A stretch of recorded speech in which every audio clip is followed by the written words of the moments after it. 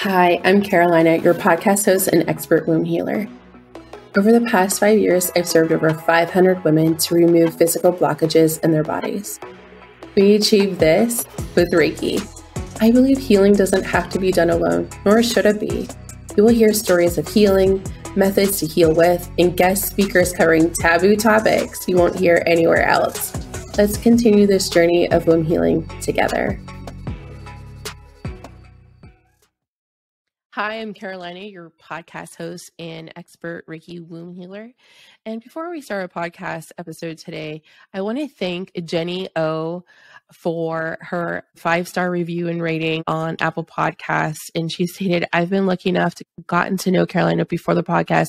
I instantly loved her energy and care for women during their fertility journey. This podcast is everything you didn't know you needed. So I just wanted to thank Jenny so much for that. Shout out to you. Thank you for supporting our podcast and letting us be a part of your fertility journey. So today's podcast episode is really important because if I had to do things over again, I would definitely want to know these things. If I was trying to conceive again, this is what I would do. And I think that this is prefacing understanding that this is coming from a spiritual and a healing perspective, in addition to also being trauma informed and understanding how to prevent more trauma from happening. I would have definitely learned Reiki during my pregnancy so that I could have the ultimate healing tool whenever I had stress, anxiety, nausea, or pain. Because being Reiki attuned, you have the ability to heal yourself. You have the ability to reduce pain automatically with different symbols, and there's different levels of Reiki. So I would have learned Reiki as soon as I found out I was pregnant, or if not, as part of my fertility toolbox. And that would have been so life-changing to be able to heal all of the things I went through during my pregnancy, and the nausea and the pain, and to reduce the vomiting, to reduce the pelvic floor pain. I would have learned Reiki right away. The second thing is I would assess my relationships to ensure I felt emotionally safe in them. And the relationships I had during my pregnancy are actually very triggering for me. And I actually don't have those relationships around anymore. I have made meaningful, healthy, emotionally safe relationships now.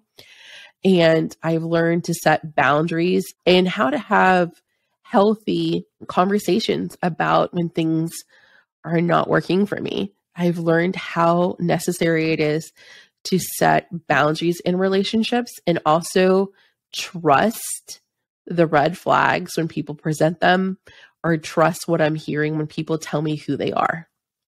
The third thing is I would have developed a hobby that I'm super passionate about. I use this as a key part in my coaching structure. Anytime I am anxious, I will do that hobby as a secondary way of healing. Anything you're curious about is going to come from your womb, which is your sacral plexus chakra. So anytime that you are feeling anxious, sad, or mad, or racing thoughts, it's not only just going to ground you, but it's also going to allow that sacral plexus chakra to be open and nurtured and keep healthy. So having a hobby that you're curious about will lead you to have a passion and learn more things about yourself, and also connect you maybe to other friends or friendships. So it's very important. Hobbies are critical. The fourth thing, I would choose a medical provider that aligns with the type of care and birth that I choose. I would ask for the provider statistics like induction rates, cesarean rates. I would also make sure that I understand what hospitals and birthing centers and what type of birth environments that they support or are legally allowed to provide services into. The fifth thing is I would research my state's laws related to birth and what they allow. In some states, a home birth can be attended by a certified nurse midwife, or CNM. In other states, it is a felony for a certified nurse midwife to attend a home birth and assist in the state of Nebraska.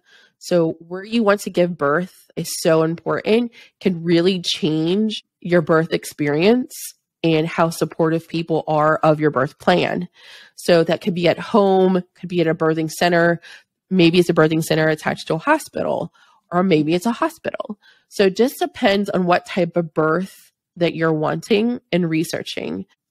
and also making sure that that provider can support that type of birth in the state that you're in. I would dive in lastly to the type of beliefs I have around my birth and where did those beliefs come from and what do I want my beliefs to become. As a practitioner of Reiki, I develop new beliefs all the time for the things that I'm healing, but I'm also helping people work through those beliefs around birth to make sure that they're working towards as pain-free, as complicated-free birth as possible for what they are wanting. Lastly, write a reasonable birth plan, knowing what is a nice to have and what is an understanding, what is birth is truly completely out of my control. I can plan for everything, but I may not get everything on my birth plan. Some things that are in your control could be like aromatherapy, asking for a water tub to labor in, having the ability to eat, asking perhaps maybe the gown that I'm going to be giving birth in. There's like birthing dresses now that are very soft, very modern, very beautiful. They also, some companies sell matching outfits for the newborn.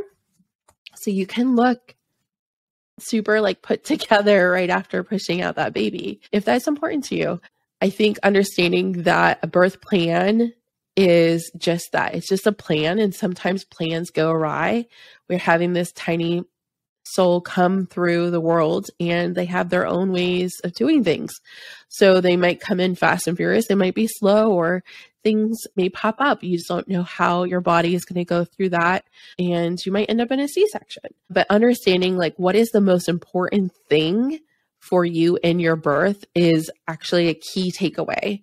Is I have some mamas who say at the end, I just want to have a healthy baby in my arms and I'll be happy. Well, that's easy. We can definitely do that. That's, really, that's easy to hit. Just depends on what you're wanting. Like if you're wanting to push and catch your baby, but if you don't get to catch your baby, how will you feel about your birth experience? And I think it's really important to have that internal work and know and have those conversations with trusted friends of like, what was important to you? What did you really love about your birth?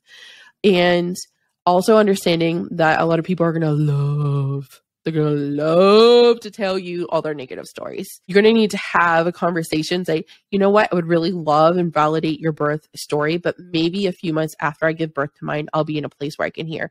Right now, I'm only trying to hear positive birth stories. The next thing I would do is I would regularly get Reiki and chiropractic care. Chiropractic care really is important because your spine changes as your baby grows, and the pressures within your hips also can be a lot of that pain, and pelvic floor pain and round ligament pain can be relieved with a good Webster certified chiropractor. And the last thing is I would hire pregnancy and labor support birth worker who is reputable and I trusted. I wouldn't go with the first one. I would interview between 3 and 5. I would not go with an agency just because I think that there's so much red tape with birth agencies or birth doula agencies.